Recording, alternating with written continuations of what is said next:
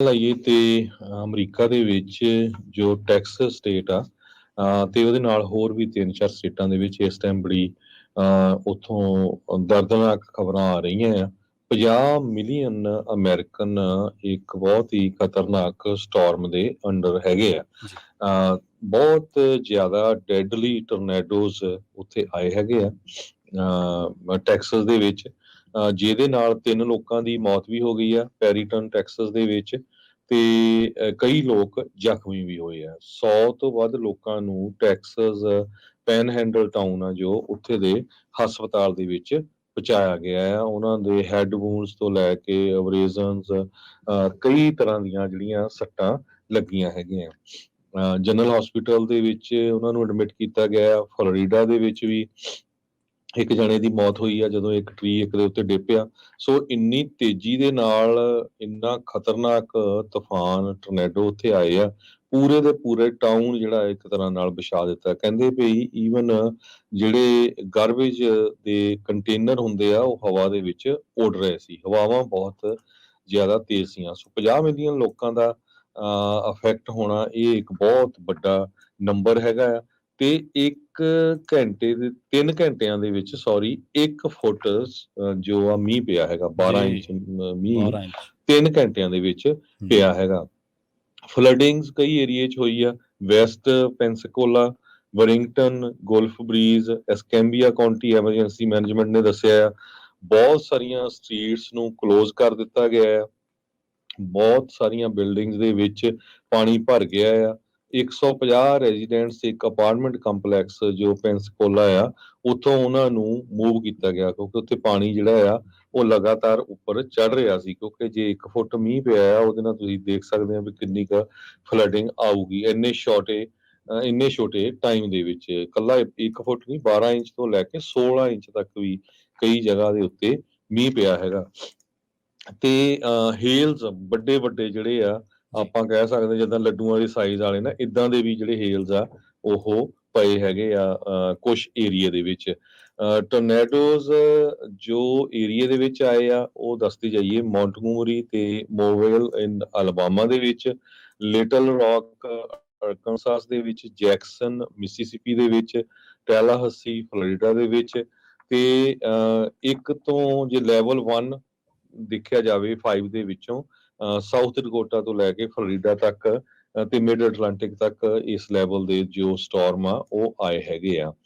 ਪੈਰੀ ਟਾਊਨ ਦੇ ਸਾਰੇ ਮੈਜੋਰਟੀ 'ਚ ਜੋ ਘਰ ਆ ਪੂਰੀ ਤਰ੍ਹਾਂ ਤਬਾਹ ਹੋ ਗਏ, ਬਿਜ਼ਨਸ ਪੂਰੀ ਤਰ੍ਹਾਂ ਤਬਾਹ ਹੋ ਗਏ।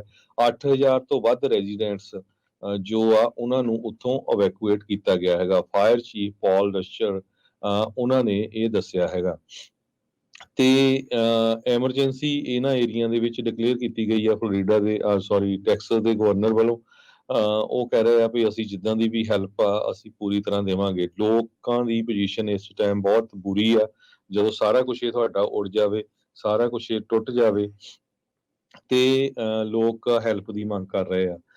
ਕਹਿੰਦੇ ਵੀ 3 ਵਜੇ ਤੜਕੇ ਤੱਕ 2,20,000 ਦੇ ਕਰੀਬ ਜੋ ਘਰ ਆ ਤਾਂ ਬਿਜ਼ਨੈਸਸ ਆ ਟੈਕਸਸ ਦੇ ਵਿੱਚ ਉਹ ਬਿਨਾਂ ਬਿਜਲੀ ਤੋਂ ਸੀ। ਜੋ ਇੱਕ poweroutages.us ਕਰਕੇ ਵੈਬਸਾਈਟ ਆ ਉਹਨਾਂ ਦੇ ਮੁਤਾਬਕ ਲੂਜ਼ੀਆਨਾ ਦੇ ਵਿੱਚ 1,30,000 ਲੋਕ ਬਿਨਾਂ ਬਿਜਲੀ ਤੋਂ ਹੈਗੇ ਆ। ਟੈਕਸਸ ਦੇ ਗਵਰਨਰ ਗ੍ਰੈਗ ਐਬਟ ਉਹਨਾਂ ਨੇ ਸਟੇਟ ਐਮਰਜੈਂਸੀ ਰਿਸੋਰਸਿਸ ਡਿਪਲਾਈ ਕਰ ਦਿੱਤੇ ਆ।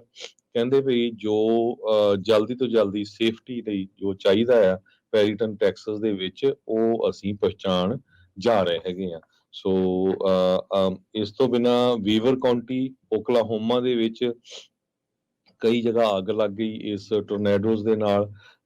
ਸਟਿਨਟ ਟੈਕਸਸ ਵਾਲਾ ਜੋ ਏਰੀਆ ਆ ਉੱਥੇ ਐਮਰਜੈਂਸੀ EMS ਦੇ ਕ੍ਰਿਊ ਪਹੁੰਚੇ ਹੋਏ ਆ। ਸ਼ੈਰਿਫ ਹਟਚਿਨਸਨ ਕਾਉਂਟੀ ਦੇ ਤੇ ਮੈਡੀਕਲ ਹੈਲਪ 100 ਤੋਂ ਵੱਧ ਲੋਕਾਂ ਨੂੰ ਚਾਹੀਦੀ ਆ। ਜਿਸ ਤਰ੍ਹਾਂ ਮੈਂ ਤੁਹਾਨੂੰ ਦੱਸਿਆ ਸੀ ਓਚਲ ਟਰੀ ਜਨਰਲ ਹਸਪੀਟਲ ਦੇ ਵਿੱਚ ਇਹਨਾਂ ਲੋਕਾਂ ਨੂੰ ਐਡਮਿਟ ਕੀਤਾ ਗਿਆ ਹੈਗਾ। ਵੀਰਵਾਰ ਨੂੰ 2 ਟੋਰਨੇਡੋਜ਼ ਟੈਕਸਸ ਦੇ ਵਿੱਚ ਆਏ, 4 ਓਕਲਾਹੋਮਾ ਦੇ ਵਿੱਚ, 1 ਮਿਸ਼ੀਗਨ ਦੇ ਵਿੱਚ। ਇਹ ਨੈਸ਼ਨਲ ਵੈਦਰ ਸਰਵਿਸ ਨੇ ਦੱਸਿਆ ਹੈਗਾ। ਜੇ ਤੁਸੀਂ ਪਿਕਚਰਸ ਦੇਖੋ ਤਾਂ ਪੂਰੀ ਦੀ ਪੂਰੀ ਤਬਾਹੀ ਦਿਖ ਸਕਦੀ ਆ।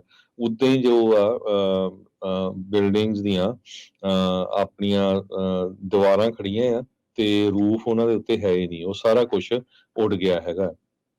ਸੋ ਲੋਕਾਂ ਕੋਲ ਖਾਣ ਪੀਣ ਲਈ ਵੀ ਸਮਾਨ ਨਹੀਂ ਹੈਗਾ। ਆਪਣੀ ਕਮਿਊਨਿਟੀ ਹਮੇਸ਼ਾ ਹੀ ਪੰਜਾਬੀ ਕਮਿਊਨਿਟੀ ਖਾਸ ਕਰਕੇ ਸਿੱਖ ਇੱਥੇ ਹੈਲਪ ਕਰਦੇ ਆ। ਜੀ। ਸੋ ਜਿਸ ਮੁਲਕ 'ਚ ਆਪਾਂ ਰਹਿੰਦੇ ਆ ਉੱਥੇ ਆਪਣੇ ਨਾਲ ਦੇ ਜੋ ਸਿਟੀਜ਼ਨ ਆ, ਰੈਜ਼ੀਡੈਂਟਸ ਆ, ਚਾਹੇ ਕਿਸੇ ਵੀ ਕਮਿਊਨਿਟੀ ਨੂੰ ਬਿਲੋਂਗ ਕਰਦੇ ਆ, ਉੱਥੇ ਉਹਨਾਂ ਦਾ ਸਾਥ ਦੇਣਾ ਚਾਹੀਦਾ। ਟੈਕਸਸ ਦੇ ਵਿੱਚ ਬਹੁਤ ਵੱਡੀ ਗਿਣਤੀ 'ਚ ਪੰਜਾਬੀ ਰੇਡੀਓ USA ਦੇ ਸਾਡੇ ਲਿਸਨਰ ਹੈਗੇ ਆ। ਹੂੰ, ਹੂੰ। ਜੇ ਤੁਹਾਨੂੰ ਕੋਈ ਲੋਕਲ ਇਹਦੇ ਬਾਰੇ ਅਪਡੇਟ ਹੋਈ, ਜੋ ਇੰਨਾ ਤੂਫਾਨ ਆਇਆ ਹੈਗਾ, ਉਹ ਜ਼ਰੂਰ ਤੁਸੀਂ ਪੰਜਾਬੀ ਰੇਡੀਓ USA ਦੇ ਸਟੂਡੀਓ 'ਚ ਤੁਸੀਂ ਕਾਲ ਕਰ ਸਕਦੇ ਹੋ। ਤੇ ਸਾਡਾ ਟੈਲੀਫੋਨ ਨੰਬਰ ਹੈਗਾ 408 272 5200 408 272 5200। ਤੇ ਆਪਣਾ ਜੇ ਤੁਹਾਡਾ ਕਮੈਂਟ ਹੈਗਾ ਉਹ ਫੇਸਬੁੱਕ ਤੇ YouTube ਤੇ ਵੀ ਪਾ ਸਕਦੇ ਆ। ਟਰੱਕ ਬਹੁਤ ਉਲਟੇ ਹੋਏ ਹੈਗੇ ਆ, ਸੋ ਟਰੱਕਰ ਵੀਰ ਆ ਜੋ ਇਸ ਏਰੀਏ 'ਚ ਗਏ ਆ ਜਾਂ ਜਾ ਰਹੇ ਆ, ਉਹਨਾਂ ਨੂੰ ਵੀ ਬਹੁਤ ਧਿਆਨ ਨਾਲ ਜਾਣਾ ਚਾਹੀਦਾ। ਟਰੀ ਬਹੁਤ ਡਿਗੇ ਆ, ਹਾਈਵੇ ਬੰਦ ਹੈਗੇ ਆ, ਸੜਕਾਂ ਬਹੁਤ ਬੰਦ ਹੈਗੀਆਂ। ਸੋ ਕਾਫੀ ਬੁਰਾ ਹਾਲ ਹੈਗਾ 4 ਸਟੇਟਾਂ ਦੇ ਵਿੱਚ। ਸੋ ਕਿਸੇ ਨੂੰ ਵੀ ਇਹਦੇ ਬਾਰੇ ਹੋਰ ਅਪਡੇਟ ਹੋਈ ਜ਼ਰੂਰ ਸਾਂਝੀ ਕਰਿਓ ਤੇ ਆਪਾਂ ਜ਼ਰੂਰ ਆਪਣੇ ਸਰੋਤਿਆਂ ਦੇ ਨਾਲ ਸਾਂਝੀ ਕਰਾਂਗੇ। ਜੀ, ਜੀ।